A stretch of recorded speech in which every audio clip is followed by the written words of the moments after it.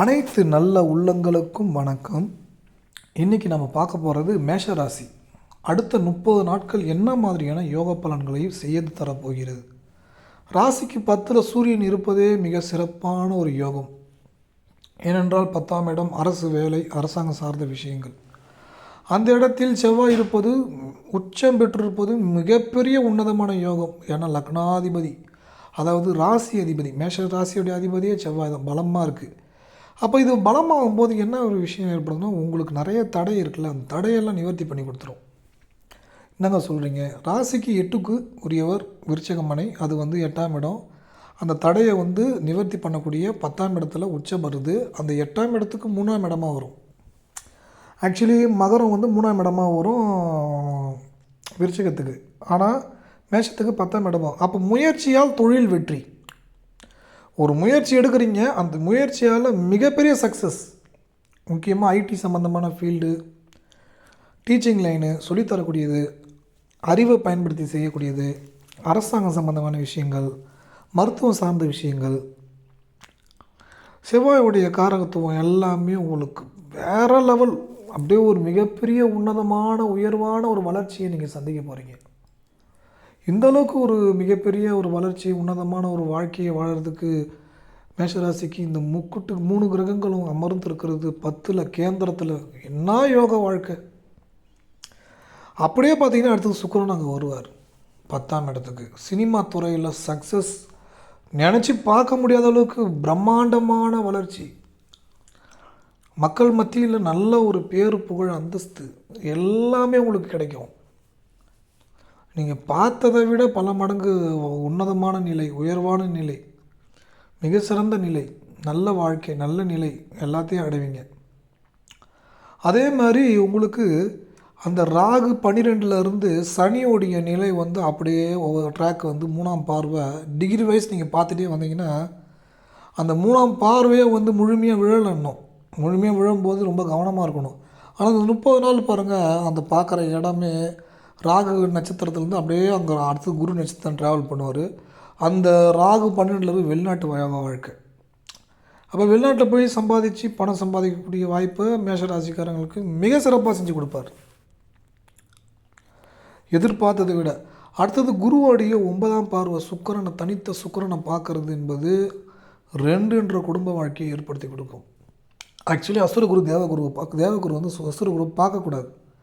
But தேவகுருவோடைய வீட்டில் அசுரகுரு உட்காந்து குருவோடைய 9ஆம் பார்வை பார்க்குறது அவ்வளோ சிறப்பான யோக வாழ்க்கை. அப்போ கொடுத்த பணம்லாம் வந்துடுமே, குடும்ப வாழ்க்கை சிறப்பாக இருக்குமே, மிக மிக சிறப்பான விஷயத்தை ஏற்படுத்தி கொடுக்குமே. நல்ல நண்பர்கள், தூய்மையான நண்பர்கள் வருவாங்க. உங்களுக்கு திருமண வாழ்க்கைக்காக பார்த்துட்ருக்கீங்க, நல்ல பொண்ணு வரும், நல்ல பையன் வருவான், தங்கமான பையன், தங்கமான பொண்ணு உங்களுக்கு வரும்.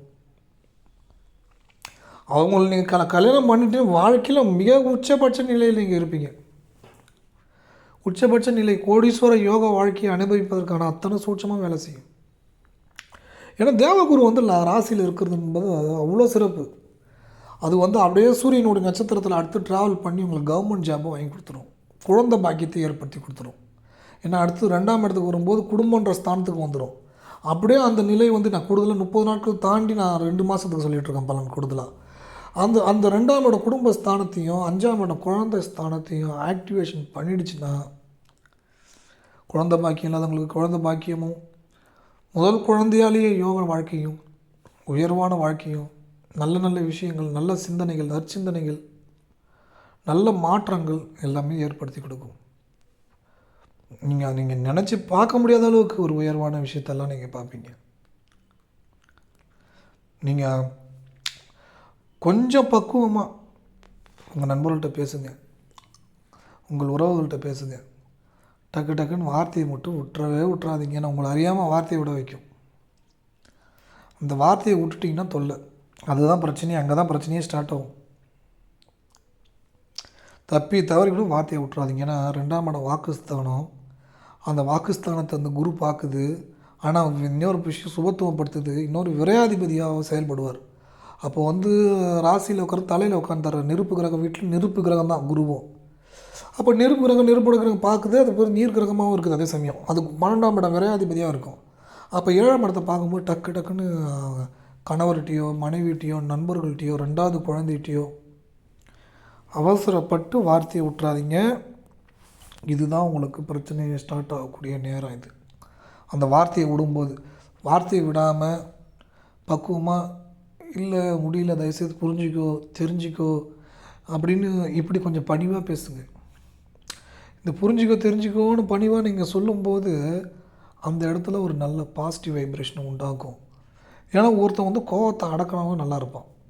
கோவத்தை டப்பு டப்பு டப்புன்னு வெளிப்படுத்துகிறான்னு கெட்ட வார்த்தை பேசணும்னு வச்சுக்கேன், 2ஆம் இடம் வாக்குஸ்தானம் கெட்டு போயிடும். இது பொதுவான விதி எல்லாருக்குமே, மேஷராசிக்கு மட்டும் கிடையாது. அப்போ 2ஆம் இடமே உங்களுக்கு சுக்கிரன் தான் மேஷராசிக்கு. அவர் இப்போ அழகாக 2ஆம் இடத்துக்கு 8ல் மறையிறாரு. அந்த 2ஆம் இடத்துக்கு 8ல் மறையிறாரு. ராசிக்கு 9ஆம் இடம் பாக்கியஸ்தானத்தில் இருக்கிறார். பாக்கியஸ்தானத்துலேயும் சூரியனோட நட்சத்திரத்தில் அடுத்தடுத்து ட்ராவல் பண்ணுறாரு. அப்போ 5ஆம் இடம் 2ஆம் இடம் ஆக்டிவேஷன் வந்து காதல் திருமணத்தை ஏற்படுத்தி கொடுக்கும். இப்போ பாருங்களேன், காதலன் காதலாம் கடந்த 10 நாளாக பிரிஞ்சிருக்கிறாங்க. ஏன்னா வந்து அந்த அசுரகுரு தேவகுருவுடைய நிலை புதன் செவ்வாய் புத்தி மனசை கெடுத்து விடுது. நீங்கள் நல்லவங்கன்னு தெரியும், ஆனால் கெட்டவங்கன்னு புரிஞ்சுக்கினாங்க, கெட்டவங்கன்னு தெரிஞ்சுக்கினாங்க, தப்பாக தெரிஞ்சுக்கினாங்க. இதுக்கெல்லாம் காரணம் என்னென்னா, நெருப்பு கிரகமும் காற்று கிரகமும் ஒன்றோடு ஒன்று பின்னப்பட்டு இருக்கும் பொழுது செவ்வாயும் புதனும் ஒரு நிலையில் ஒரு விஷயத்தை யோசிக்க மாட்டாங்க. புத்தியை கெடுத்து விட்டுடும், மனசை கெடுத்து விட்டுடும், தெளிவில்லாத தன்மையை உண்டாக்கிடும், கரெக்டான விஷயத்தை தேர்வு செய்ய விடாமல் ஆக்கிடும். அன்புக்குரியவர்களும் பாசத்துக்குரியவர்களும் உங்கள் மீது அதிக அளவில் ஒரு ஈர்ப்போடு இருப்பார்கள். அந்த ஈர்ப்பு வந்து உங்கள் வாழ்க்கையுடைய உச்சபட்ச வெற்றி, உயர்வான நிலைகள், நல்ல நல்ல விஷயங்கள், நல்ல மாற்றங்கள் உங்களுக்கு ஏற்படுத்தி கொடுக்கும். உங்களுக்கு நிரந்தரமாக ஒரு நல்ல விஷயம் கிடைக்கணும்னா பேசுவதில் கவனம் இருக்கணும். 5ஆம் இடம் பூர்வ புண்ணியஸ்தானம் குலதெய்வத்துடைய அனுகிரகம் இருக்கணும். ஏன்னா குலதெய்வத்தோட அனுகிரகம் 5க்கு 8ல் மறைஞ்சிருக்கு. இப்போ அடுத்தது 9ஆம் இடத்துக்கு வரும், அதாவது 10ஆம் இடத்துக்கு வரும். பாக்கியஸ்தானமான 11ஆம் இடம் பெரிய லாபஸ்தானத்தை கொடுக்குறோம். நேரடியாக 5ஆம் இடத்தை பார்க்கும். நாங்கள் நேரடியாக பார்க்கும்போது 5ஆம் இடம் பலமாகணும், அது பாதகஸ்தானத்துலேருந்து பார்க்குது. அடுத்த அந்த இன்னொரு 8 நாளுக்கு அப்புறம் அது 1 மாதம் காலகட்டம். ஆனால் அந்த டைமில் மனசு எல்லாமே தப்பாக முடிவெடுக்க வச்சிடும். தொழிலில் எதிர்பாராத ஒரு வீழ்ச்சி, தேவையில்லாத செலவுகள், தேவையில்லாத ஏமாற்றங்கள், வலிகள், இந்தமாரி விஷயத்தை எல்லாமே உங்களுக்கு ஆக்டிவேஷன் பண்ணி விட்டுரும். உங்களுக்கு அன்பாக பேசக்கூடியவங்க கூட கெட்டவங்களாக தெரிவாங்க. அதே மாதிரி உங்களுக்கு வெளிநாடு செல்லக்கூடிய யோகா வாய்ப்பு வரும்போது அந்த இடத்துல நீங்கள் கொஞ்சம் நிதானமாக பேசணும். ஏன்னா டக்குன்னு பேசுகிறீங்க, அந்த வாய்ப்பு உங்களை விட்டு கை நழுவி போக வச்சிடும். வெட்டு 1 துண்டு 2ன்னு பேசுகிறது வந்து நல்ல விஷயம், ஆனால் கெட்ட விஷயத்துக்கு வலிகளை கொடுக்கும், வருத்தத்தை ஏற்படுத்தும். அன்பான விஷயங்கள், பாசமான விஷயங்கள் எல்லாமே உங்களுக்கு புரிதல் இல்லாமல் போயிடும்.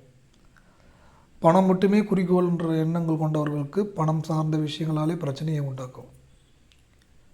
எதிர்மறை எண்ணங்களும் எதிர்மறை வலையில் சிக்கிக்கொள்ளும் பொழுது பாவப்பட்ட ஜென்மங்கள் உங்களை அறியாமல் பாவம்னு பார்த்து நீங்கள் ஒருத்தவங்க ஹெல்ப் பண்ணுவீங்க, அவனே உங்களுக்கு எதிரியாக மாறுவான். ஹெல்ப் பண்ணுறது தப்பு இல்லை, ஆனால் ஒரு லிமிட்டை தாண்டி ஹெல்ப் பண்ணால் அந்த பணம்லாம் திரும்ப வாங்க முடியாத தன்மையை கொடுக்கும். வலிகளையும் வேதனைகளையும் உங்களுக்கு ஏற்படுத்தக்கூடியது உங்கள் நண்பர்கள், உறவுகள் சார்ந்தவங்களில் ஒரு சிலவங்க இருப்பாங்க. அவங்க கம்மியாக பேசிக்கிங்க. ஏன்னா அதிகமாக பேச பார்த்து எமோஷன் அதிகமாக க்ரியேட் ஆகிடும். அதிலிருந்தே உங்களுக்கு பிரச்சனைன்றது ஸ்டார்ட் ஆகும். இதை நீங்கள் புரிஞ்சுக்கணும். உங்களுக்கு பிரம்மாண்டமான பெரிய வாய்ப்பெல்லாம் வரப்போகுது. நல்ல ஒரு நண்பர்கள், நல்ல ஒரு திருமண வாழ்க்கை உங்களுக்கு ஏற்படுத்தி கொடுக்க போது, அதன் மூலம் உங்களுக்கு மிகப்பெரிய அளவில் உச்சபட்ச வெற்றியை நீங்கள் அடையப் போகிறீர்கள். மிக முக்கியமாக வந்து நீங்கள் ஜாதகம் பார்க்கணுன்னு நினச்சா 78 71 61 76 77 நம்பருக்கு ஃபோன் பண்ணுங்கள், வாட்ஸ்அப்பில் மெசேஜ் பண்ணுங்கள். நான் எழுதிட்டு உங்களுக்கு ஜாதகத்தை தெளிவாக சொல்கிறேன்.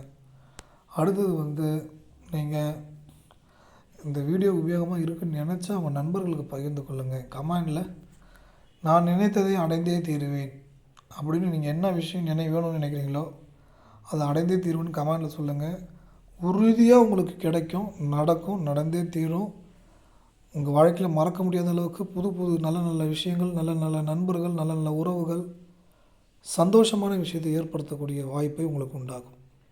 நல்லதே நினைப்போம், நல்லதே நடக்கும். சப்ஸ்கிரைப் செய்து கொள்ளுங்கள். கமெண்டில் உங்கள் கருத்துக்களை தெரிவியுங்கள். லைக் பண்ணுங்கள்.